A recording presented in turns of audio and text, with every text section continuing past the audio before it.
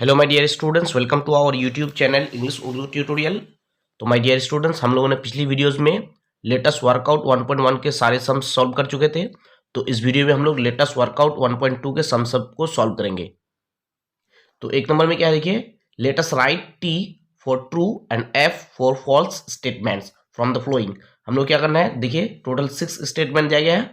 हम लोगों को क्या करना है, हम लोगों को जो स्टेटमेंट ट्रू है उसके लिए टी लिखना है और जो स्टेटमेंट फॉल्स है उसके लिए एफ लिखना है। ओके, एक नंबर स्टेटमेंट को पढ़ते हैं।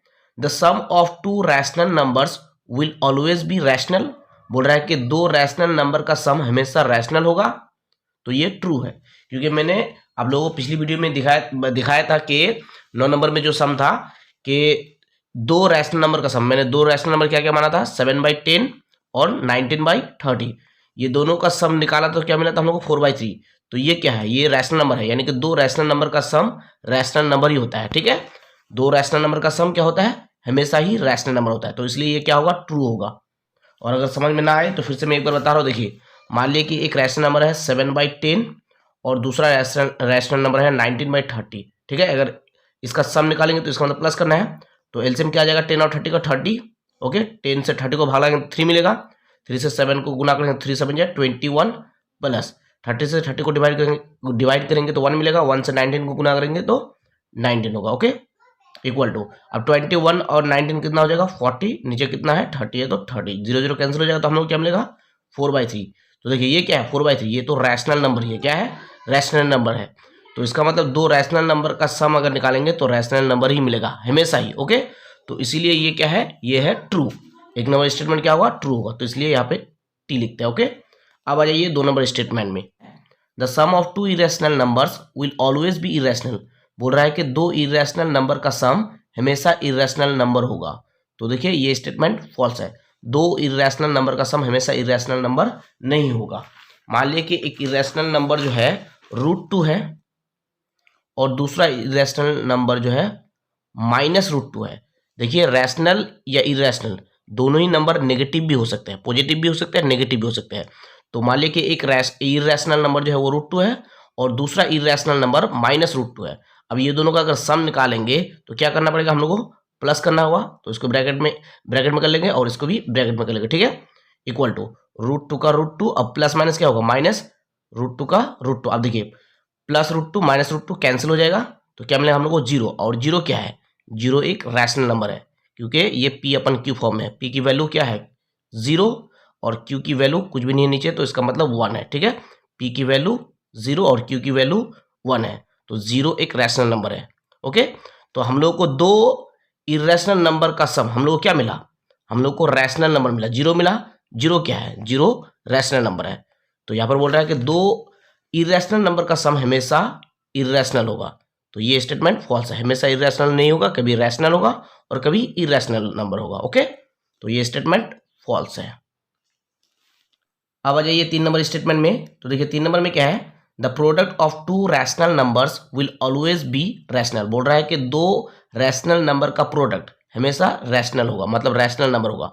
तो ये स्टेटमेंट ट्रू है, दो रैशनल नंबर का प्रोडक्ट हमेशा रैशनल नंबर ही होगा, ये ट्रू है। अब क्यों ट्रू है, देखिए, मान लिया कि एक रैशनल नंबर जो है, एक रैशनल नंबर जो है 7/10 है और दूसरा रैशनल नंबर है 19/30। ओके, ये दो रैशनल नंबर है, ये दोनों का प्रोडक्ट का मतलब गुणफल यानी कि गुना। बोल रहा है दो रैशनल नंबर का प्रोडक्ट हमेशा रैशनल नंबर होगा, तो रैशनल नंबर ही होगा, इसलिए ये ट्रू है। अब दिखा रहा हूँ क्यों रैशनल नंबर होगा। देखिए, 7 और 19 को गुना करेंगे तो कितना हो जाएगा, 7 और 19 को गुना करेंगे तो 133 हो जाएगा, और 10 और 30 को गुना करेंगे तो कितना हो जाएगा, 300 हो जाएगा। तो देखिए ये क्या है, ये तो रैशनल नंबर ही है, P/Q फॉर्म में है, ये तो रैशनल नंबर ही है। ओके, तो दो रैशनल नंबर का प्रोडक्ट यानी कि गुणफल हमेशा रैशनल नंबर ही होता है। ठीक है, और यहाँ पर भी वही बोल रहा है कि दो दो रैशनल नंबर का प्रोडक्ट जो है हमेशा रैशनल नंबर होगा। देखिए लिखा है, the product of two rational numbers will always be rational. तो इसलिए ये क्या होगा, ये ट्रू होगा। ओके, आइए 4 नंबर में, the product of two irrational numbers will always be irrational. बोल रहा है कि दो इरेशनल नंबर का प्रोडक्ट हमेशा इरेशनल होगा। तो ये स्टेटमेंट फॉल्स है, दो इरेशनल नंबर का प्रोडक्ट हमेशा इरेशनल नहीं होगा, कभी रैशनल होगा और कभी इरेशनल होगा। तो इसलिए ये स्टेटमेंट क्या है, फॉल्स है। तो अब आप लोगों को दिखाना है कि कैसे फॉल्स है ना।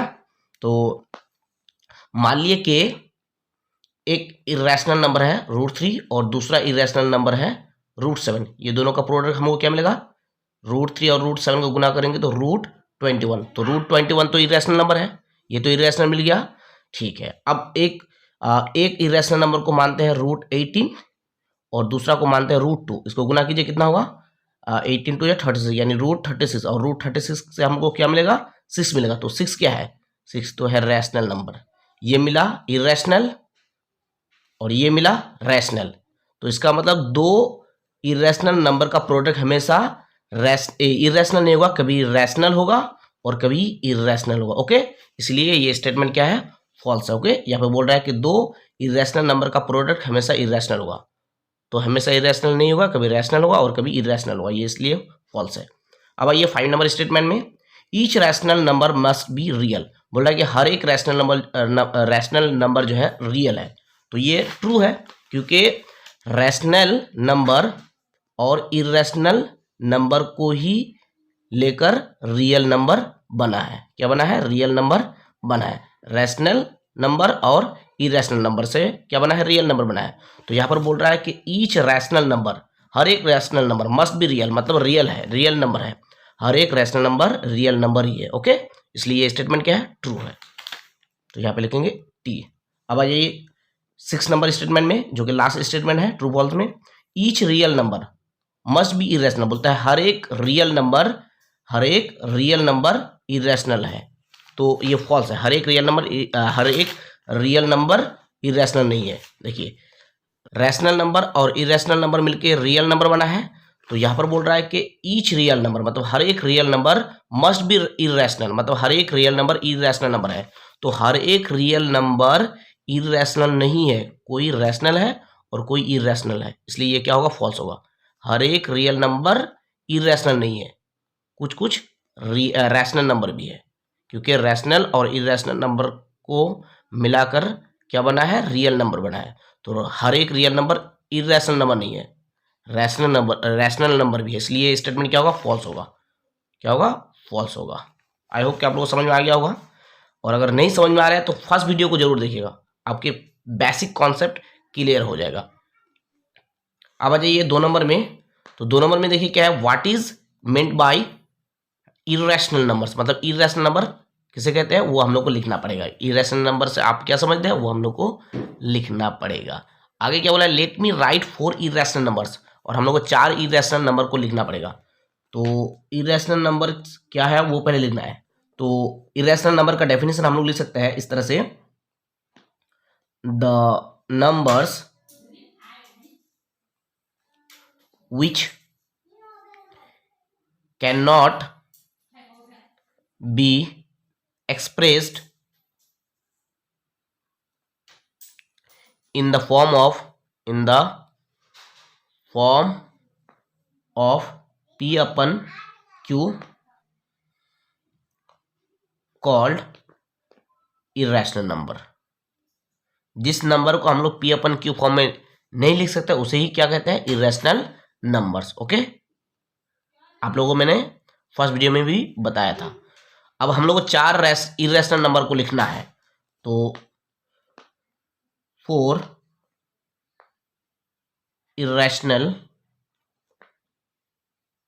numbers are √3, √2 माइनस √5, नेगेटिव भी होगा। ओके, एंड और मैंने ये भी बताया था आप लोगों को 0.250, फिर 2500, फिर 25000, यानी कि यहाँ पर 2 जीरो है तो इस बार 3 जीरो होगा, फिर 25000, 4 जीरो मैं लिख दे रहा हूँ यहाँ पर, ठीक है। यानी 0.250, 2500, 25000 एंड सो ऑन। इसको भी क्या कहेंगे हम लोग? इरेशनल नंबर कहेंगे, ठीक है। तो आप लोग 4 इरेशनल नंबर कुछ भी लिख सकते हैं। ओके, अब आइए 3 नंबर में। 3 नंबर में क्या है देखिए, let us right rational and irrational numbers from the following. हम लोग को यहाँ से रैशनल और इरेशनल नंबर को लिखना है। तो देखिए, रैशनल और इरेशनल नंबर को पहचानने का अच्छा ट्रिक जो है, अच्छा जो तरीका है उसको मैं बता देता हूँ, ठीक है। तो हम लोग को देखना होगा कि परफेक्ट स्क्वायर नंबर है कि नहीं। अगर परफेक्ट स्क्वायर नंबर है तो वो रैशनल नंबर है, और अगर नहीं है तो वो इरेशनल नंबर है। क्या बोला मैंने? अगर परफेक्ट स्क्वायर नंबर है तो वो रैशनल नंबर है, और अगर नहीं है तो वो इरेशनल नंबर है। तो √9 ये तो परफेक्ट स्क्वायर नंबर है, √9 से हम लोग क्या मिलेंगे? 3 मिलेंगे, तो ये तो परफेक्ट स्क्वायर नंबर है, इसलिए ये रैशनल नंबर है। तो ये हो जाएगा हमारा rational number. Okay, √225 square root of 225 है, तो ये क्या है? ये भी तो परफेक्ट स्क्वायर नंबर है। 225 √225 से हम लोग क्या मिलेगा? 15 का स्क्वायर होता है 225, तो इसका मतलब ये भी परफेक्ट स्क्वायर नंबर है, तो इसीलिए ये भी रैशनल नंबर होगा। ओके, √7 ये क्या परफेक्ट स्क्वायर नंबर है? नहीं है, इसीलिए ये इरेशनल नंबर होगा। ओके, √50 ये क्या परफेक्ट स्क्वायर नंबर है? नहीं है, इसीलिए ये इरेशनल नंबर होगा। तो आई होप कि आप लोगों को समझ में आ रहा है कि जो परफेक्ट स्क्वायर नंबर है वही रैशनल नंबर है, और जो नहीं है वो इरेशनल नंबर है। क्यों? क्योंकि देखिए √9 से हम लोग क्या मिलेगा? √9 से मिलेगा हम लोग को 3, और 3 क्या है? 3 है रैशनल नंबर, 3 के नीचे कुछ भी नहीं है, तो इसका मतलब क्या है? 1 है, पी अपन की फॉर्म में है। ओके, तो जो परफेक्ट स्क्वायर नंबर है वो रैशनल नंबर है, जो नहीं है वो इरेशनल नंबर है। √9 परफेक्ट स्क्वायर नंबर है, इसलिए rational number. √225 perfect square number है, इसलिए रैशनल नंबर। और √7 परफेक्ट स्क्वायर नंबर नहीं है, इसलिए irrational number. √50 perfect square number नहीं है, इसलिए इरेशनल नंबर। ठीक है, अब √100 परफेक्ट स्क्वायर नंबर है कि नहीं है, तो इसलिए क्या होगा? रैशनल नंबर होगा। अब आप बोलेंगे कि सर आप तो ऐसे ही बोल रहे हैं कि परफेक्ट स्क्वायर नंबर है, या ऐसे ही बोल रहे हैं कि परफेक्ट स्क्वायर नंबर नहीं है, तो हम लोग को कैसे पता चलेगा कि कौन परफेक्ट स्क्वायर नंबर है कौन नहीं है? तो देखिए, जो भी नंबर दिया है उसका फैक्टर निकालो।